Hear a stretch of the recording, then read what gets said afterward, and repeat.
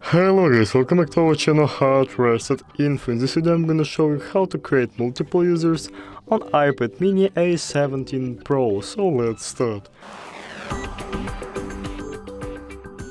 So at first guys, you just need to open settings on your iPad like this, and then click family right here option, click here, and then find option and member and click on this blue button on this option and member. So wait. So here you have invite family, you can add up to 5 more people to your family. You can just invite others or create child account.